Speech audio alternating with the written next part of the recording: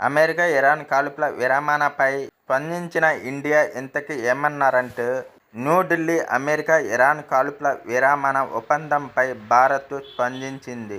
ఈ ఒప్పందాన్ని స్వాగతిస్తున్నట్లు ప్రకటించిన భారత్, ఇది పశ్చిమాసియాలో శాశ్వత శాంతికి మార్గం సుగమం చేస్తుందని ఆశాభావం వ్యక్తం చేసింది.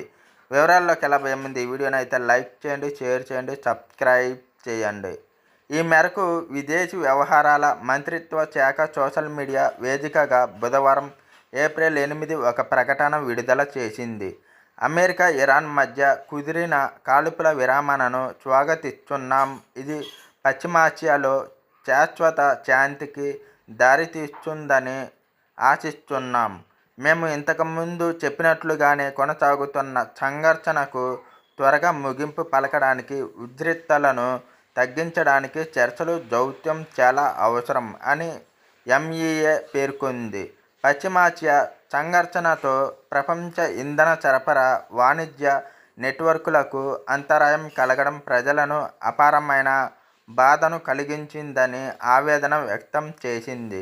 హర్ముజ్ జలసంధి గుండా నిరాటంకమైన నౌకాయాన స్వేచ్ఛ, ప్రపంచ వాణిజ్య ప్రవాహం కొనసాగుతుందని ఆశిస్తున్నామని పేర్కొంది. ప్రాంతీయ సంఘర్షణలను పరిష్కరించడానికి చర్చలు, దౌత్యం ముఖ్యమనే తన వైఖరిని భారత్ పునరుద్ఘాటించింది. పశ్చిమాసియాలో త్వరితగతిన సుస్థిరమైన శాంతిని సాధించడంలో దౌత్యం కీలకమని స్పష్టం చేసింది. పశ్చిమాసియాలో స్థిరత్వానికి భారతదేశం కట్టుబడి ఉందని తెలిపింది. పాకిస్తాన్ మధ్యవర్తిత్వంతో అమెరికా, ఇరాన్ మధ్య 2 వారాల పాటు కాల్పుల విరమణ ఒప్పందం కుదిరిన విషయం తెలిసిందే. పాక్ పీఎం షెహబాజ్ షరీఫ్ ప్రతిపాదించిన సీజ్ ఫైర్ ప్రతిపాదనకు ఇరు దేశాలు అంగీకారం తెలపడంతో పశ్చిమాసియాలో దాదాపు నెలన్నర రోజులుగా సాగుతున్న భీకర యుద్ధానికి తాత్కాలికంగా బ్రేక్ పడింది.